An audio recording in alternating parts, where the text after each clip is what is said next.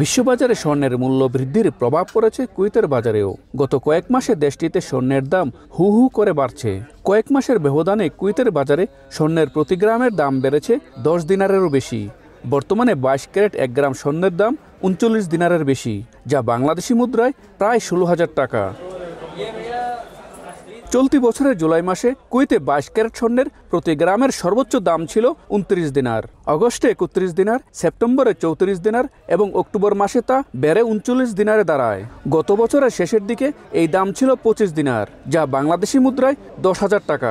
কয়েক মাসের ব্যবধানে ভরিতে স্বর্ণের দাম বেড়েছে প্রায় 70,000 টাকা, যা এ যাবৎকালের সর্বোচ্চ।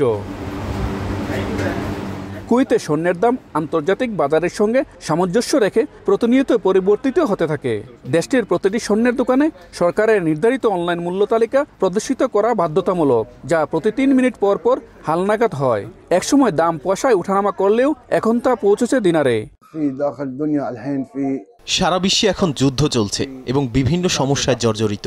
মানুষজন এখন খাদ্যদ্রব্য এবং নিত্য প্রয়োজনীয় জরুরি পণ্য কিনতে হিমশিম খাচ্ছে। পরে বেশি প্রয়োজন হলে স্বর্ণ কিনে। আমি বলবো, মানুষের কাছে টাকা থাকলে জমিয়ে না রেখে স্বর্ণ কিনে রাখেন। মঙ্গলবার দুপুর নাগাদ কুয়েতে শুধুমাত্র 24 ক্যারেট স্বর্ণের ভরির দাম ছিল বাংলাদেশি মুদ্রায় 1,99,000 টাকা।